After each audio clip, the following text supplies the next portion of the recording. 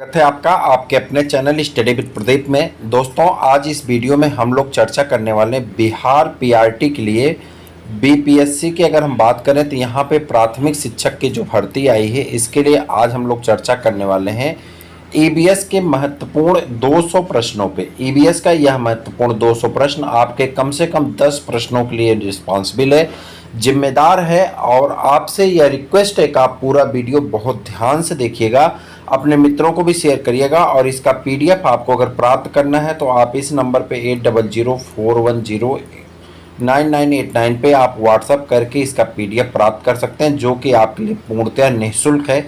आपको एक भी पैसा इसके लिए पेड नहीं करना है। तो चलिए स्टार्ट करते हैं बिना समय गंवाए। आपके सामने जो चीज़ें हैं उसे एक एक करके हम लोग देखते हैं और आगे की दिशा में बढ़ते हैं। सबसे पहले अगर हम चर्चा करेंगे यहाँ पे, तो आपके सामने है लवण जो जल का अवशोषण करता है कहलाता है। अवशोषण मतलब होता है सोखना, एब्जॉर्प्शन। तो ऐसा लवण जो जल का अवशोषण करता क्या कहलाता है? हाइग्रोस्कोपिक लवण कहलाता है। हाइग्रोस्कोपिक लवण का मतलब हुआ कि ऐसा लवण जो जल को अवशोषित कर ले, यानी जल को एब्जॉर्ब कर ले, ऐसे लवण को, वाटर एब्जॉर्बिंग लवण को क्या कहते हैं? हाइग्रोस्कोपिक लवण कहते हैं। आपका सही एग्जाम्पल हो जाएगा ऑप्शन नंबर ए। उसके बाद यहाँ दिया गया हाइड्रोफिलिक। फिलिक मतलब होता लबर, तो हाइड्रो मीन्स होता वाटर। ऐसा नमक जो किसका लबर है? जो पानी का लबर है, यानी जो पानी में घुल जाता है, ऐसे लवण को हम लोग क्या कहते हैं? हाइड्रोफिलिक। इसमें क्या आ जाएगा आपका? Sodium chloride. और वहीं पे अगर हम बात करें हाइड्रोफोबिक, ऐसा लवण जो हाइड्रोफोबिक, फोबिक मतलब होता है डर, और हाइड्रो मीन्स होता क्या? हाइड्रो मीन्स होता पानी, तो पानी से डर लगता है ऐसे लवण को जो पानी में ना घुले या जिसे पानी से डर लगे, उसे क्या कहते हैं? हाइड्रोफोबिक लवण। अब इनके एग्जाम्पल तो आपसे पूछे नहीं जाते, लेकिन एक डिजीज यहाँ से जरूर पूछी जाती है, जिस डिजीज का नाम है हाइड्रोफोबिया। यह रोग आपसे पूछा जाता है कि हाइड्रोफोबिया किससे होता है, तो आप जानेंगे हाइड्रोफोबिया वायरस से होने वाला रोग है।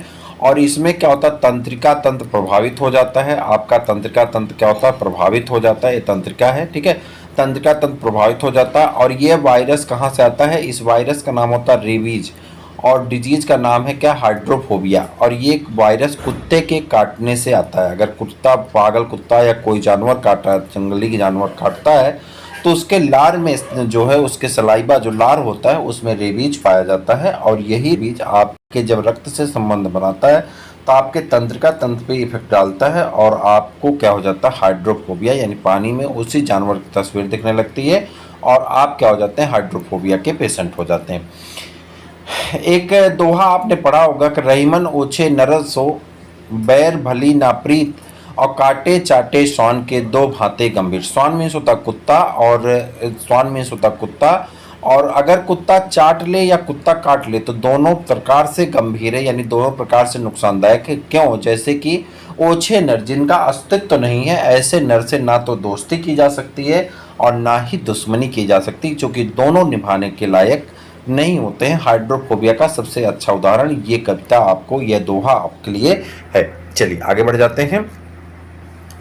आगे दिया गया है कि पारिस्थितिकी तंत्र में प्राकृतिक अधिवासों ये का संरक्षण तथा उनके प्राकृतिक वातावरणों में प्रजातियों का जीवन सम जनसंख्या का रखरखाव और प्रतिप्राप्ति के लिए प्रयुक्त पद हैं।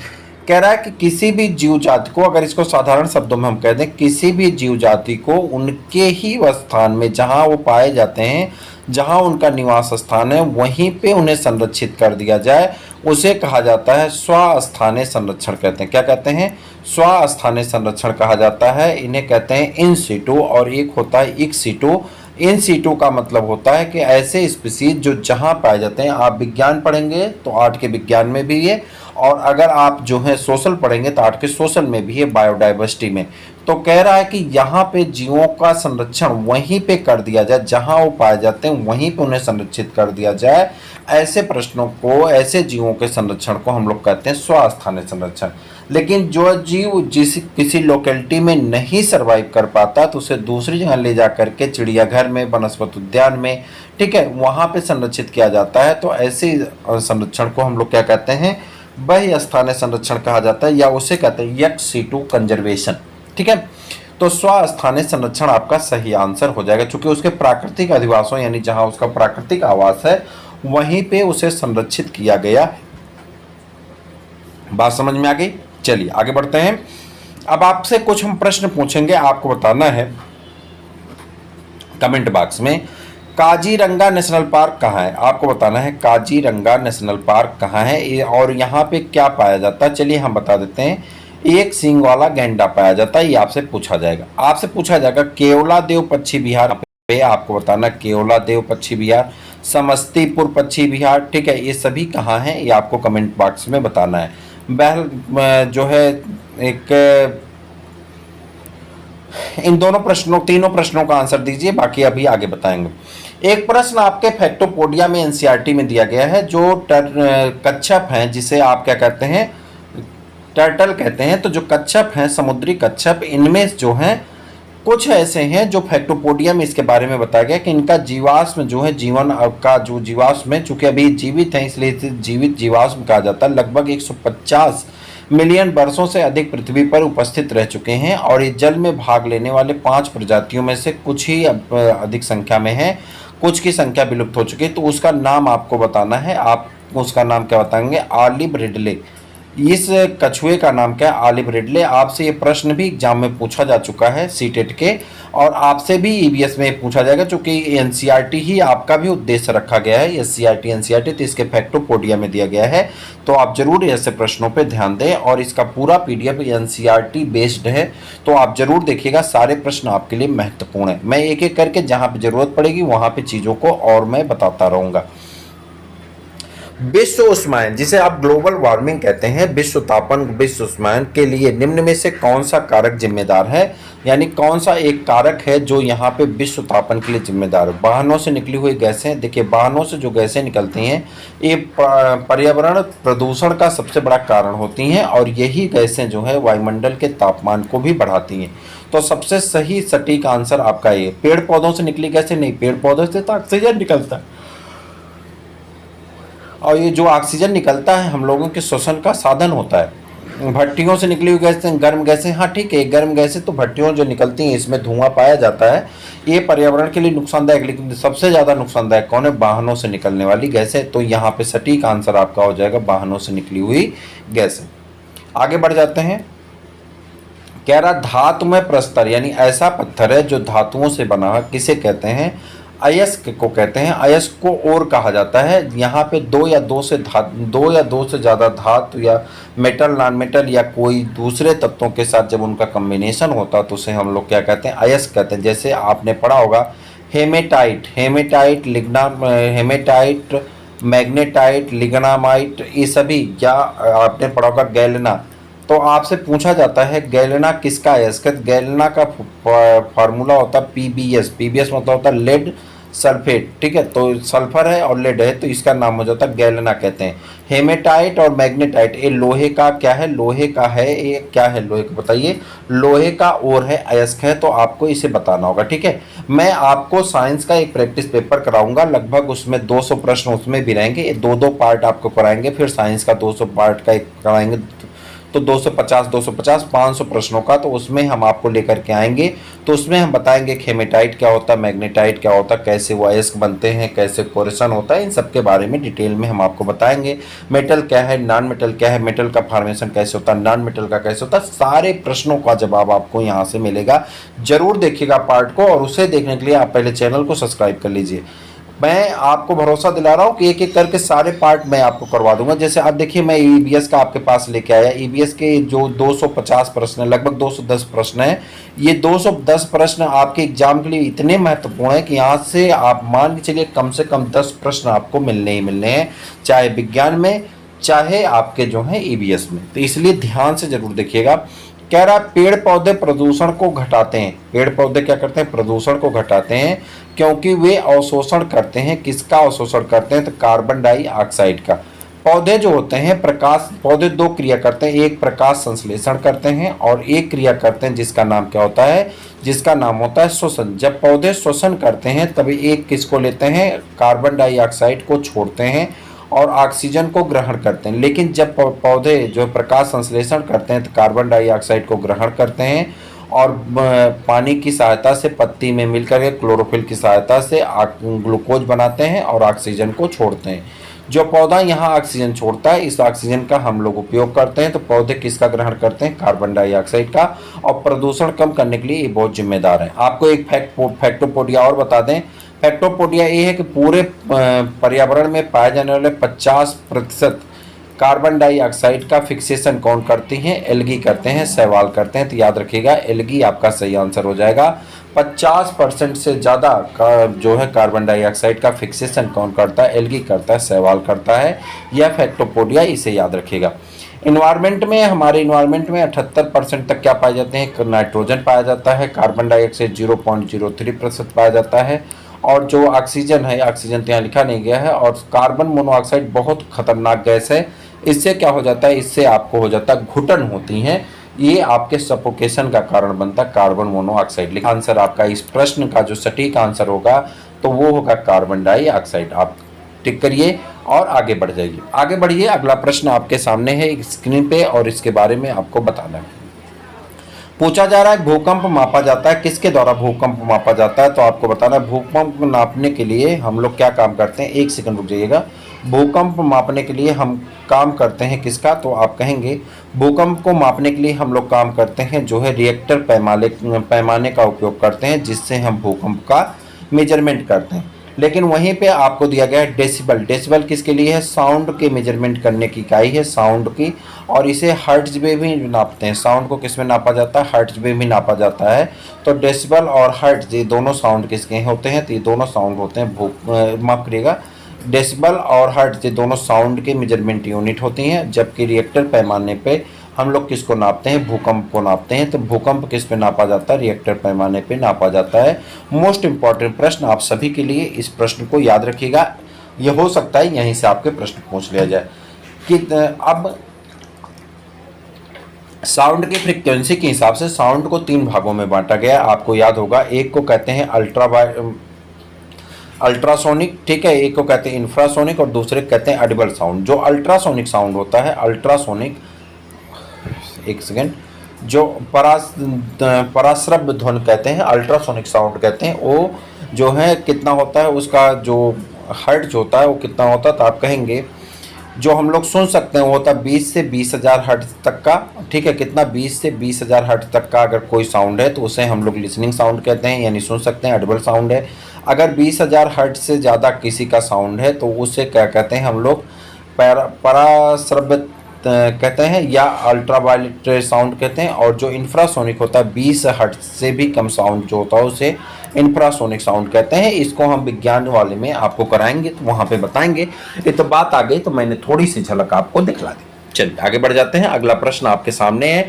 आप चैनल पर नए हैं तो चैनल को सब्सक्राइब जरूर करिएगा, अपने मित्रों को शेयर करिएगा और जितना हो सके वीडियो को अपना प्रेम स्नेह देते रहिए। आगे बढ़ जाइए। पूछा जा रहा महासागरों में जल स्तर की वृद्धि के लिए कौन जिम्मेदार है? आप इसका प्रश्न का आंसर दीजिए कि महासागरों में जल की वृद्धि का कारण क्या है?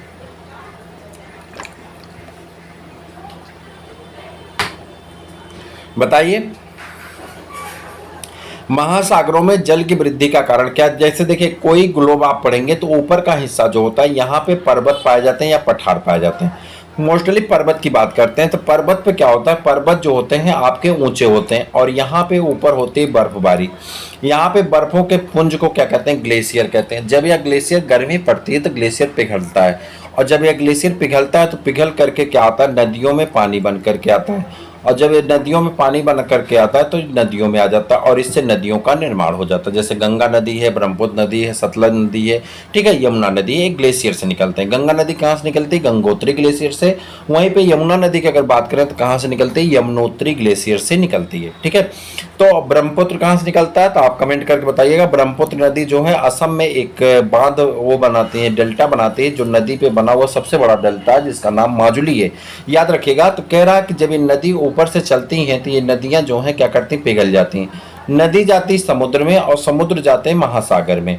आपको कमेंट करके बताना है कि महासागर, पूरे विश्व में कितने महासागर हैं, आपको कमेंट करके बताना है। जब ये महासागर में जाते हैं तो इससे महासागरों का स्तर बढ़ जाता है। तो आपका सही आंसर होगा ध्रुवीय प्रदेशों में बर्फ का पिघलना, जो ध्रुवीय हिस्सा है यानी नॉर्थन पोल या साउथर्न पोल है, यहाँ से जब ग्लेशियर पिघलते हैं तो नदियों में दबाव बहाव बढ़ता है, यानी नदियों में पानी का स्तर बढ़ता है, समुद्र में बढ़ता है और फिर महासागर में बढ़ जाते हैं, जो कि एक घटना है। और ये ऐसा क्यों हो रहा है? ग्लोबल वार्मिंग के कारण हो रहा है। अगर ऐसे चलता रहा तो तटीय इलाकों पे आने वाला बहुत सा ऐसा देश है जो क्या हो जाएगा, डूब जाएगा। आपको कमेंट करके बताना है कि वह कौन सा ऐसा देश है जिसने अपनी राजधानी को बदल दिया है। इसीलिए बदल दिया क्योंकि वहां पे जो है समुद्र से 2030 तक उम्मीद है कि उसकी राजधानी जो प्रेजेंट टाइम में है वह डूब जाएगी, इसलिए उसने अपने राजधानी को दूसरी जगह शिफ्ट किया है। ये कौन सा ऐसा देश है आपको कमेंट करके बताना है अगर आप जानते हैं तो। अम्ल वर्षा किसे कहते हैं? जब सल्फ्यूरिक एसिड, ये जब देखिए जब SO4 या सल्फर डाइऑक्साइड SO2, माफ करिएगा एक मिनट, SO2 जब सल्फर डाइऑक्साइड यहाँ से निकलती हैं कहीं से, जब धुआं होता है तो उस धुएं में से सल्फर डाइऑक्साइड जब निकलती हैं तो ऊपर जाती हैं, पानी के साथ रिएक्शन कर जाती हैं, और जब पानी के साथ रिएक्शन कर लेते हैं तो बना लेती हैं सल्फ्यूरिक एसिड H2SO4। और जब H2SO4 बनता है तो ऐसी कंडीशन में क्या हो जाता है, इसे सल्फ्यूरिक एसिड कहते हैं या नाइट्रस एसिड बन जाती है, और इसी एसिड को हम लोग क्या कहते हैं, अम्ल वर्षा कहते हैं। जब ये बरसात में पानी के साथ घुल जाते हैं तो इसे अम्ल वर्षा के रूप में जाना जाता है। वातावरण में अत्यधिक हानिकारक सल्फर मिश्रित गैस कौन सी है? तो सल्फर मिश्रित सबसे ज़्यादा गैस कौन सी खतरनाक है? सल्फर डाइऑक्साइड, चूंकि ये एसिड रेन बनाने के लिए सबसे ज़्यादा रिस्पॉन्सिबल होती है, जिम्मेदार होती है। तो आप इस प्रश्न का आंसर यहाँ पे सल्फर डाइऑक्साइड बताएंगे और आगे की दिशा में बढ़ जाएंगे। मोस्ट इंपॉर्टेंट प्रश्न आपके सामने इस समय चल रहा है। आप पढ़ रहे हैं ईबीएस का मैराथन, और यह ईबीएस का मैराथन आपके बिहार शिक्षक के लिए मोस्ट इंपॉर्टेंट है। 210 प्रश्नों की श्रृंखला में से 10 प्रश्नों का मैं आपसे वादा करता हूं कि 10 प्रश्न आपके एग्जाम में अवश्य मिलेंगे, चाहे विज्ञान वाले सेशन में चाहे आपके ईबीएस वाले सेशन में, परंतु मिलेंगे 10 प्रश्न जरूर। तो चलिए आगे बढ़ते हैं। अगला प्रश्न आपके स्क्रीन पे कुछ इस प्रकार से है, कह रहा वायु प्रदूषण को कम किया जा सकता है किसके द्वारा? तो आप कहेंगे वायु प्रदूषण को कम किया जा सकता है वृक्षों द्वारा, मछलियों द्वारा, जंतुओं द्वारा और सूर्य द्वारा। तो वायु प्रदूषण को जब भी कम करेंगे तो आप किसके द्वारा कम करेंगे? वृक्षों के द्वारा, चूंकि वृक्ष जो है कार्बन डाइऑक्साइड का अवशोषण कर लेते हैं और ऑक्सीजन को क्या करते हैं, बाहर निकाल देते हैं। ऐसी क्रिया में क्या होगा, ऑक्सीजन का लेवल बढ़ेगा, और जब ऑक्सीजन का लेवल बढ़ेगा तो जीव जंतुओं को स्वच्छ ऑक्सीजन मिलने लगेगी, जिससे प्रदूषण अपने आप सही हो जाएगा। तो सही आंसर हो जाएगा वृक्षों के द्वारा। विश्व पर्यावरण दिवस, सबसे इंपॉर्टेंट क्वेश्चन, सबसे आसान क्वेश्चन, और आपसे खूब पूछा जाता है कब मनाया जाता है? तो आप कहेंगे 5 जून को मनाया जाता है। 1973 से मनाया जाना शुरू किया गया है। विश्व पर्यावरण दिवस को 1973 से मनाया जाता है, और ये विश्व पर्यावरण दिवस 5 जून को मनाया जाता है। आपको बताना है विश्व पर्यावरण 2023 की थीम क्या थी, चूंकि ये प्रश्न आपसे पूछा जाएगा। थीम वाला वीडियो मैं बाद में अलग से कराऊंगा, सभी डेट सभी थीम एक साथ करवा दूंगा। लेकिन अभी आप बताइए, अगर आपको याद है, आपने सही से तैयारी की है, तो आप जरूर बता सकते हैं कि 5 जून का थीम क्या थी विश्व पर्यावरण दिवस की। आगे बढ़ जाते हैं, अगला प्रश्न आपके सामने, सूर्य के हानिकारक किरणों से पृथ्वी को कौन सा स्तर सुरक्षित रहता है? कह रहा सूरज, जो सूर्य है उसके जो हानिकारक किरणें आती हैं उससे पृथ्वी का कौन सा स्तर सुरक्षित रहता है? पृथ्वी के स्तर जो हैं वायुमंडल के हिसाब से बांटे गए हैं। इसे हम लोग कहते हैं, सबसे निचले स्तर को कहते हैं क्षोभ मंडल, फिर कहते हैं समताप मंडल, फिर उसके बाद कहते हैं आयन मंडल, फिर उसके बाद कहते हैं इसे, तो आयन मंडल में ही क्या पाया जाता है? ओजोन मंडल पाया जाता है। ओजोन मंडल आपको अगर पीछा पूछा जाएगा तो आप कहेंगे समताप मंडल में है, चूंकि एनसीईआरटी से लेकर के सब जगह समताप मंडल में ओजोन मंडल को बताया जाता है। तो ओजोन मंडल समताप मंडल में पाया जाता है, और ओजोन मंडल, ओजोन का जो फार्मूला होता है O3 होता है। इसमें 2 मॉलिक्यूल ऑक्सीजन के हैं और एक ऑक्सीजन के एटम मिल करके O3 का फॉर्मेशन करते हैं। यह ओजोन सूर्य से आने वाली अल्ट्रावायलेट किरणों का अवशोषण कर लेता है, जिससे हमारी पृथ्वी का जो ट्रोपोस्फीयर है, जिसे क्षोभ मंडल कहते हैं, वह सुरक्षित रह जाता है। अगर यह लेयर सीधे सीधे नीचे आ जाए तो कैंसर का सबसे बड़ा कारण बनेगी, और तापमान और तेजी से बढ़ेंगे, ग्लेशियर और तेजी से पिघलेगा, और हमारी पृथ्वी पे पाए जाने वाले जीव जंतु वनस्पतियां नष्ट हो जाएंगे। अतः ओजोन लेयर हमारे लिए बहुत महत्वपूर्ण है। ओजोन संरक्षण दिवस मनाया जाता है 16 सितंबर। ओजोन संरक्षण दिवस कब मनाया जाता है? 16 सितंबर को मनाया जाता है। विश्व ओजोन संरक्षण दिवस इसी दिन मनाया जाता है, तो ये आप याद रखिएगा, आपसे पूछा जा सकता है। ओजोन संरक्षण दिवस 16 सितंबर को मनाया जाता है। चले आगे।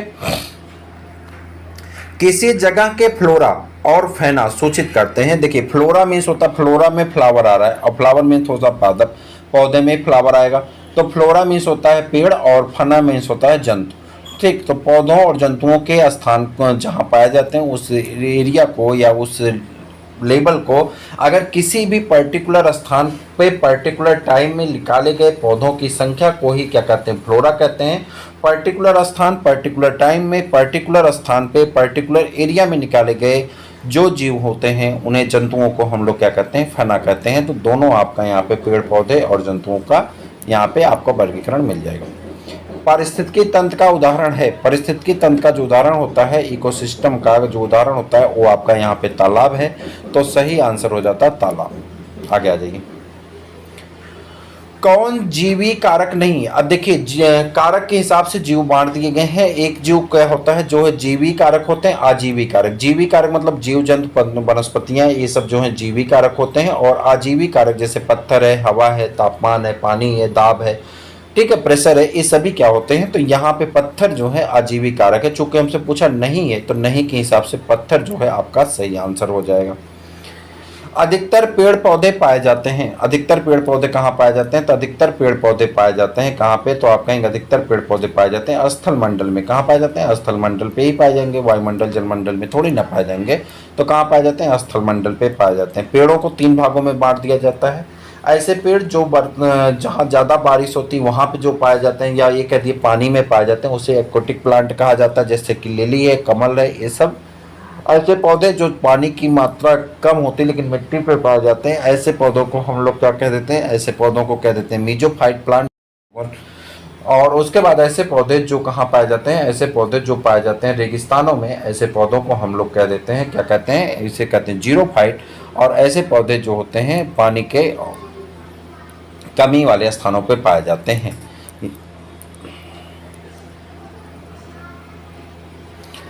अन्य मृत जंतुओं पर निर्वाह करने वाले प्राणी को क्या कहते हैं। कह रहा है कि ऐसा जंतु जो किसी दूसरे मरे हुए जंतुओं के ऊपर अपना जीवन निर्वाह करता है, ऐसे जंतु को स्कैवेंजर कहा जाता है।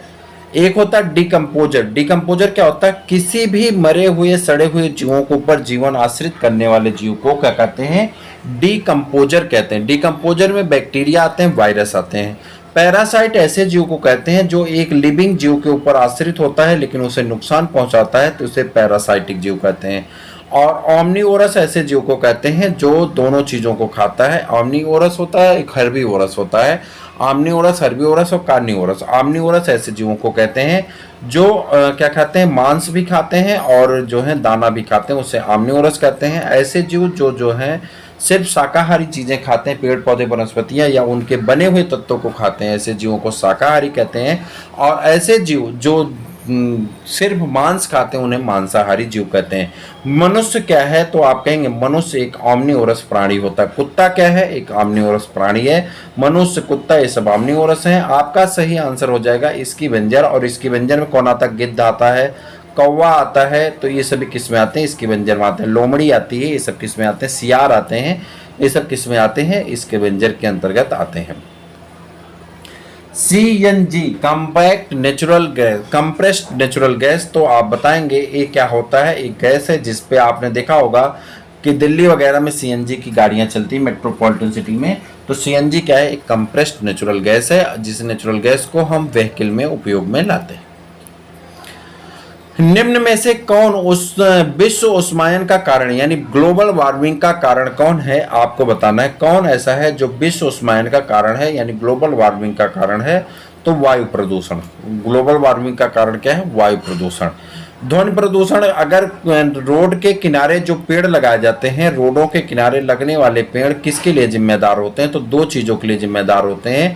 पहला तो ध्वनि प्रदूषण को कम करते हैं और दूसरा ये जिम्मेदार होते हैं लाइट की फ्लेक्सिबिलिटी से। जो लाइट का रिफ्लेक्शन होता है तो दूसरे साइड में जाने वाले के ऊपर लाइट का रिफ्लेक्शन ना हो, जिससे आसानी से वो सफर कर सकें। लेकिन मेन कारण होता है ध्वनि प्रदूषण को कम करना। हालांकि आपका आंसर यहाँ विश्व उष्मायन से है, तो आपका आंसर वायु प्रदूषण एकदम सही है। और वायु प्रदूषण का सूचक जो होता है वह होता है लाइकेन। लाइकेन जहाँ पे वायु प्रदूषित होती है वहाँ पे लाइकेन नहीं ग्रो करते हैं। लाइकेन क्या है? एक कवक और शैवाल का सहजीवी है।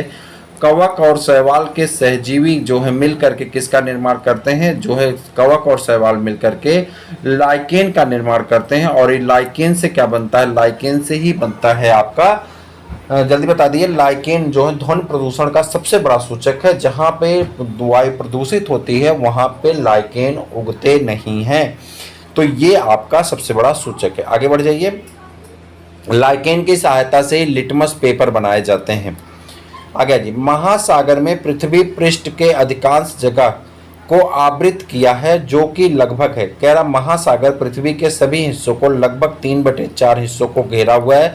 आप पढ़े भी होंगे कि 71 पृथ्वी पे 71% क्षेत्र में क्या है? पानी है। तो लगभग 3/4 एरिया को महासागरों ने, सागरों ने, नदियों ने, झीलों ने घेर रखा है।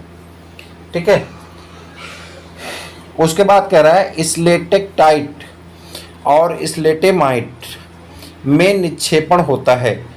स्लेटेटाइट और स्लेटेमाइट में निक्षेपण होता है। किसके द्वारा निक्षेपण होता है? तो ये होता है कैल्शियम कार्बोनेट के द्वारा। बीपीएससी में पूछा गया प्रश्न है, आप इस प्रश्न को याद रखें। और आपके क्लास 10th की एनसीईआरटी में केमिस्ट्री में ये प्रश्न आपको पढ़ाया गया है। आगे बढ़ जाइए। निम्न में से कौन वायु प्रदूषण का एक उदाहरण है?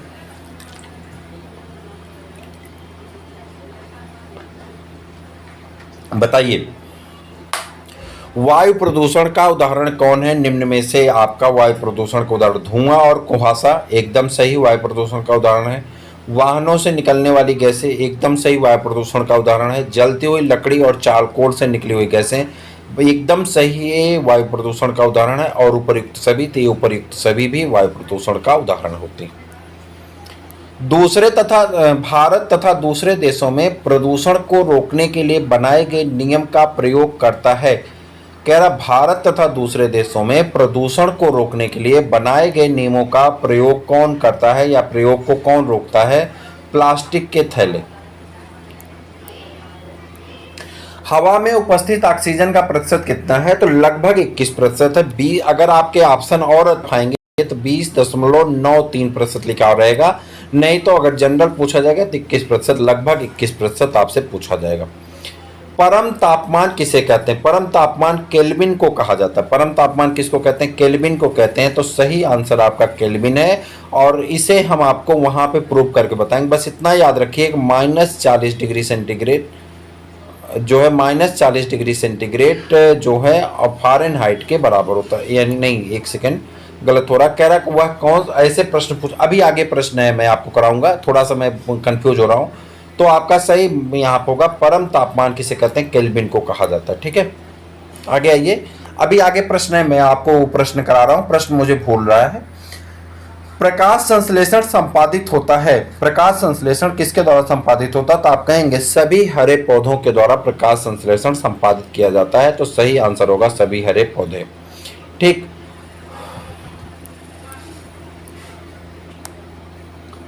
निम्न में से कौन सी अंतर्राष्ट्रीय संस्था पूरे विश्व में पर्यावरण सुरक्षा की देखभाली करती है?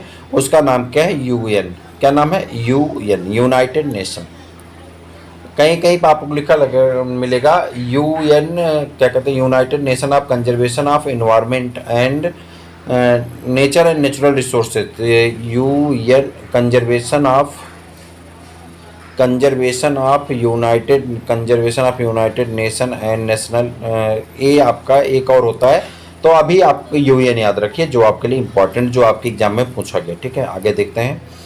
कह रहा कीटनाशकों के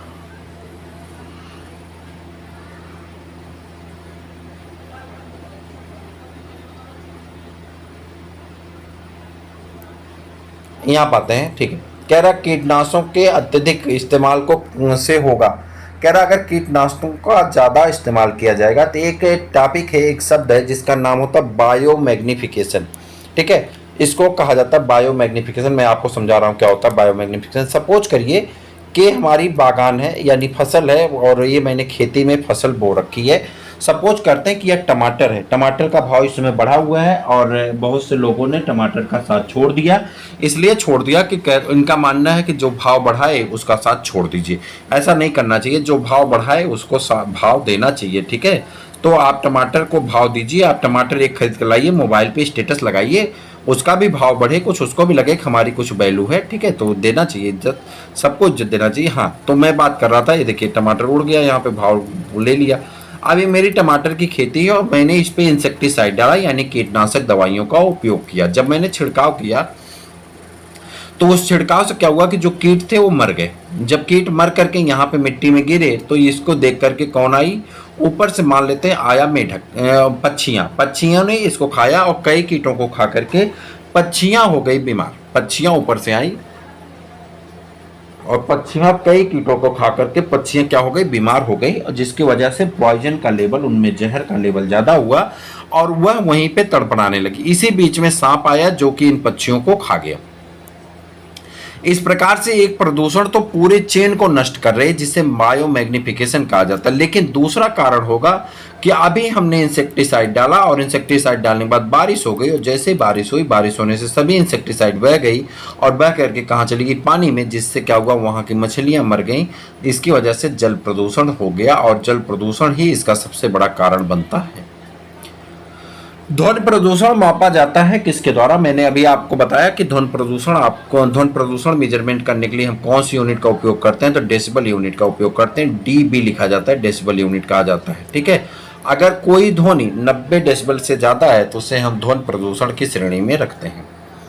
निम्न में से कौन सा पर्यावरण के लिए हानिकारक है? पर्यावरण के लिए सबसे ज्यादा हानिकारक कौन है? प्लास्टिक है, क्योंकि ये कई सालों तक सड़ती नहीं है और मिट्टी के नीचे जम जाती है और पानी को अंदर नहीं जाने देती, जिससे मिट्टी क्षरण का भी कारण बनता है। और दूसरा सबसे बड़ा कारण जो बनता है वह बनता है मिट्टी का नुकसान होता है, और पानी अंदर नहीं जाने से पानी का लेवल भी नीचे घट रहा है और ये एक तरह से नुकसानदायक है। अतः जो प्लास्टिक है इसका उपयोग कम करना चाहिए। चलिए,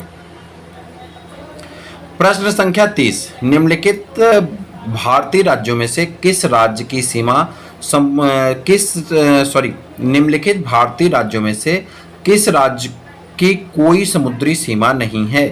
हालांकि यह आपके लिए भी प्रश्न है, लेकिन यहाँ पे आपके राज्य का नाम नहीं है और गेया नहीं है, गोवा है, ठीक है। इसका नाम क्या है? गोवा है। और आपसे पूछा, देखिए गोवा जो है भारत के पश्चिमी बेल्ट में ऐसे है, मान लो ये मैप है, तो यहाँ पे क्या गुजरात है, इसके ऊपर गुजरात है, यहाँ पे महाराष्ट्र है, गोवा है, ठीक। उसके बाद केरल है, कर्नाटक है, ठीक। उसके बाद आपका आंध्र प्रदेश है, ठीक। गुजरात भी समुद्र तट पे है, गोवा भी समुद्र तट पे, लेकिन इसके ऊपर जो राजस्थान है, राजस्थान यहाँ छूट गया।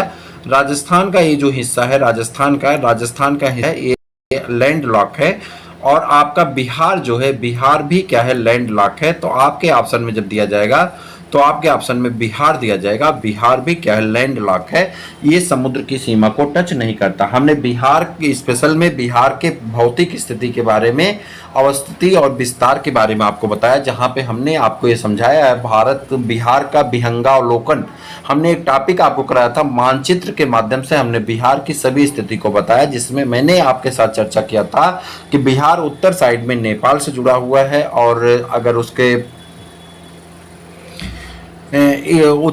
बिहार के पश्चिम साइड की बात करेंगे तो पश्चिम साइड में उत्तर प्रदेश है, पूर्व में बात करेंगे तो पश्चिम बंगाल है, और अगर हम बात करें दक्षिण साइड में कौन है, तो बिहार के दक्षिण साइड में झारखंड है। बिहार, आपको बताना है कि बिहार के कितने जिले जो हैं नेपाल के साथ सीमा साझा करते हैं, आपको यह बात कमेंट करके बताना है। हालांकि हम आपको बता चुके हैं और आप पहले इसको पढ़ चुके होंगे, कहीं ना कहीं से इसको जरूर पढ़े होंगे, आप जानते होंगे। तो आपको बताना बिहार के कितने जिले जो है नेपाल के साथ सीमा साझा करते हैं, और बिहार का सबसे उत्तरी जिला कौन सा है, बिहार का सबसे पूर्वी जिला कौन सा है, बिहार का सबसे दक्षिणी जिला कौन है, बिहार का सबसे उत्तरी जिला कौन है, बिहार का सबसे मध्य जिला कौन है, बिहार का सबसे बड़ा जिला कौन सा है, बिहार का सबसे छोटा जिला कौन है, बिहार में किस जिले में सबसे ज़्यादा बारिश होती है, बिहार में किस जिले में सबसे ज़्यादा गर्मी पड़ती है, बिहार में किस जिले में सबसे ज़्यादा जो है प्रदूषण है। इन सभी वीडियो को हम करा चुके हैं विहंगावलोकन में, आप नहीं देखें तो जरूर देखिएगा, ठीक है।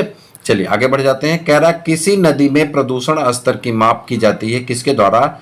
बीओडी, बायोलॉजिकल ऑक्सीजन डिमांड के माध्यम से हम इसके बारे में जानकारी अर्जित करते हैं।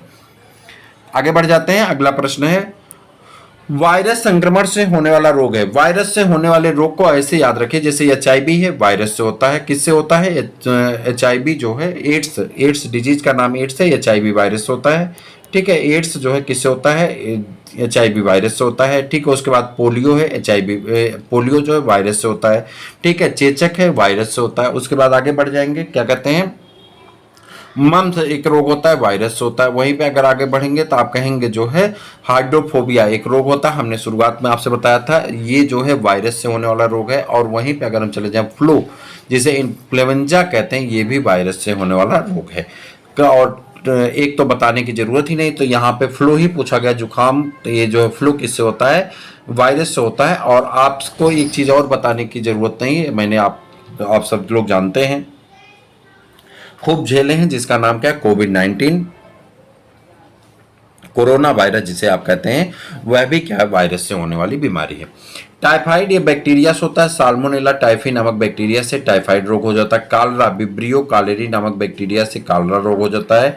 मलेरिया ये प्रोटोजोआ से होने वाला रोग है, तो ये प्रोटोजोवन डिजीज हो जाती है और इसका नाम क्या हो जाता है? ये मलेरिया जो है किससे होता है? प्लाज्मोडियम वाइवेक्स नामक प्रोटोजोआ से हो जाता है। प्लाज्मोडियम याद रखिए, वाइवेक्स से याद रखने की जरूरत नहीं। भारत में कृषि को प्रभावित करने वाला मौसम का सबसे महत्वपूर्ण तत्व कौन है? तो मौसम का सबसे महत्वपूर्ण तत्व कौन होता है? वृष्टि होता है। जब वृष्टि होती है यानी वर्षा होती है, तो वर्षा बहुत प्रभावित करती है। इस समय सबसे ज्यादा बारिश जो है दिल्ली और कहाँ हो रही है, तो आप बताएंगे किस समय बारिश दिल्ली में हो रही है और वहां हो रही, क्या नाम है? महाराष्ट्र में हो रही। लेकिन सबसे ज्यादा बारिश की आवश्यकता आपके बिहार में, उत्तर प्रदेश में, पंजाब में है, लेकिन यहाँ पे बारिश नहीं हो रही, जिससे हमारी फसलों के लिए नुकसान होता चला जा रहा है। आगे आइए। वायुमंडल की सबसे ठंडी परत कौन सी मानी जाती है? वायुमंडल की सबसे ठंडी परत मध्य मंडल माना जाता है, जिससे मध्य मंडल के अंतर्गत आपके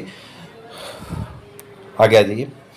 निम्नलिखित में से कौन सी एक ग्रीन हाउस गैस है? कह रहा कौन ऐसा है जो ग्रीन हाउस गैस है, तो आपको बताना है कि निम्न में कौन सी ऐसी है जो ग्रीन हाउस गैस है, आपको ये बताना है।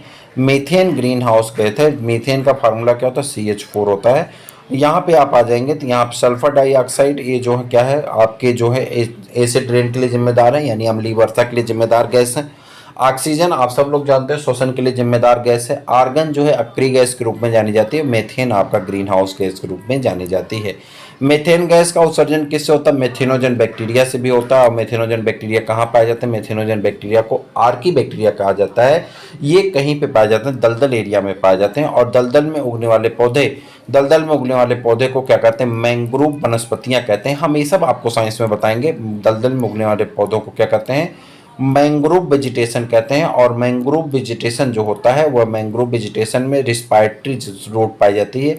यह रूट पहले नीचे जाती है, फिर ऊपर की दिशा में निकल आती है, और ऐसे रूट को हम लोग क्या कहते हैं? रिस्पायरेटरी रूट कहा जाता है। ये जो है बहुत इंपॉर्टेंट होता है, दलदल में पाया जाता है। भारत में प्रोजेक्ट टाइगर की शुरुआत कब की गई थी? तो 1973 में। आपको कमेंट करके बताना है प्रोजेक्ट एलिफेंट की शुरुआत कब की गई थी? प्रोजेक्ट एलिफेंट की शुरुआत कब की गई थी? एलिफेंट की शुरुआत कब की गई थी? मुझे उम्मीद है कि आप सब लोग जानते हैं, नहीं जानते हैं तो कमेंट करके जरूर बताइएगा प्रोजेक्ट एलिफेंट की शुरुआत कब की गई थी। अगले प्रश्न की तरफ बढ़ जाते हैं। अगला प्रश्न है पृथ्वी तल पर उस काल्पनिक रेखा को क्या कहते हैं जो 180 यामोत्तर पर खींची गई है? उस काल्पनिक रेखा का नाम बताना है जो पृथ्वी तल पे 180 यामोत्तर रेखा पर खींची गई हैं। उनका नाम होता है अंतर्राष्ट्रीय तिथि रेखा। इसी से हम तिथियों का निर्धारण करते हैं। आगे आ जाते हैं। कह रहा है कि यहाँ पे निम्नलिखित में से किस राज्य में गल्फ ऑफ मन्नार मैरीन राष्ट्रीय पार्क स्थित है?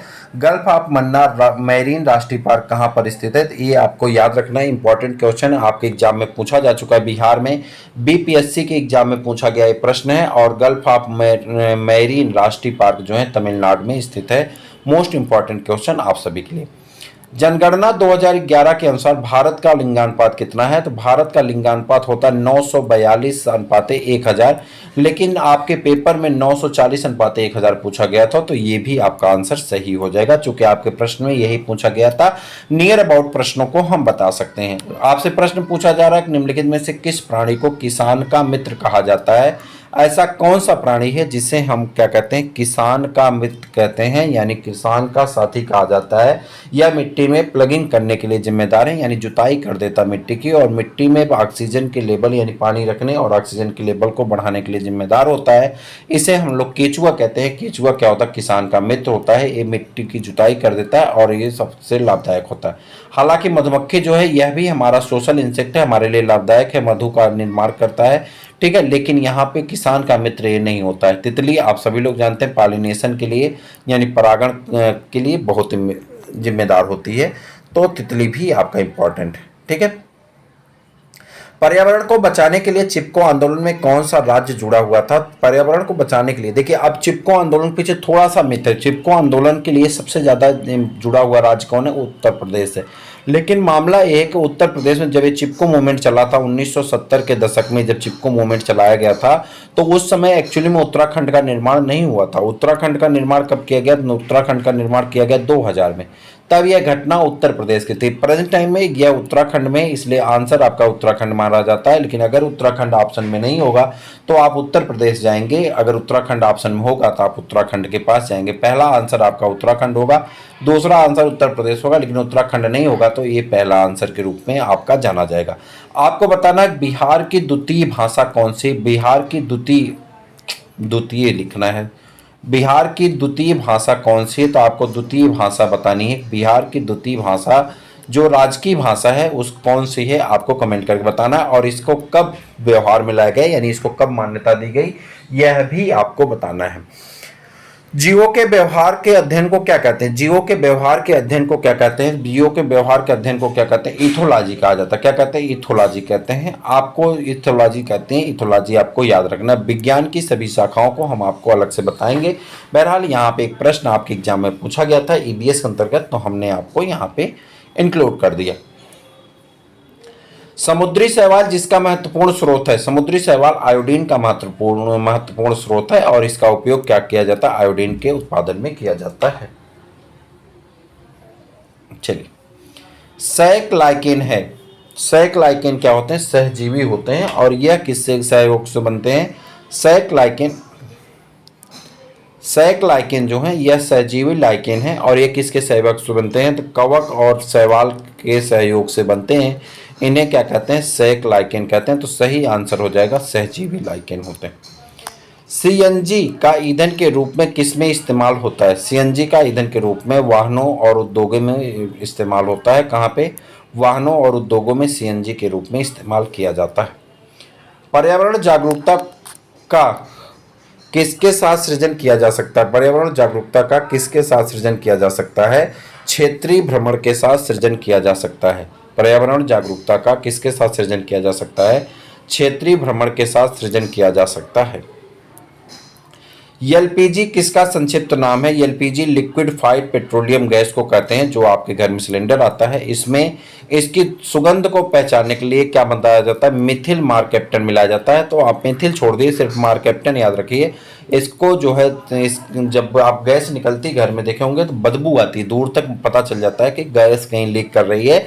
तो उसमें क्या मिलाते हैं? मिथिल मार्केप्टन। हालांकि रेलवे में मिथिल पूछा गया, लेकिन रेलवे में पूछा गया, बिहार में कभी नहीं पूछा गया। बिहार में मार्केप्टन याद रख लेंगे तो आपका आंसर सही हो जाएगा। मार्केप्टन याद रख लीजिए, आपका आंसर सही हो जाएगा। किसकी वजह से गैस की गंध आती है? तो मार्केप्टन के कारण इन्हें मिला दिया जाता है। और लिक्विडफाइड पेट्रोलियम गैस का संक्षिप्त नाम क्या है? एलपीजी, या एलपीजी का विस्तृत नाम क्या है? लिक्विडफाइड पेट्रोलियम गैस, ठीक है। आपको बताना है कि भारत में गैस के कुएं पाए जाते हैं कि नहीं। अगर पाए जाते हैं तो सबसे पहला कुआं कहाँ खोदा गया था? आगे बढ़ जाइए। पृथ्वी पर पहुंचने से पहले ओजोन परत किन किरणों, पराबैंगनी किरणों को, अल्ट्रावायलेट रेज को अवशोषित कर लिया जाता है। तो सही आंसर हो जाएगा अल्ट्रावायलेट रेज, पराबैंगनी किरणों को। चमगादड़ एक स्तनधारी है क्योंकि वह, चमगादड़ स्तनधारी है क्यों है? तो वह अपने बच्चे को बच्चा देती है, यानी बच्चे को जन्म कर देती है। तो इस कारण से चमगादड़ क्या हो जाती है? स्तनधारी हो जाती है, उड़ने वाली स्तनधारी। डॉल्फिन भी स्तनधारी होती है, डॉल्फिन भी बच्चे को जन्म देती है, स्तनधारी होती है, ठीक है। तो ये दोनों जो हैं आपके किस में आते हैं? ये दोनों हो जाते हैं आपके, बताइए, चमगादड़ भी क्या है, स्तनधारी। अच्छा, चमगादड़ इसके साथ। अच्छा, एक रात्रिचर। रात्रिचर क्या होता है? जो रात्रि में चरते हैं यानी रात में विचरण करते हैं, ऐसे प्राणियों को रात्रिचर कहते हैं। चमगादड़ भी रात्रिचर है, उल्लू भी रात्रिचर है।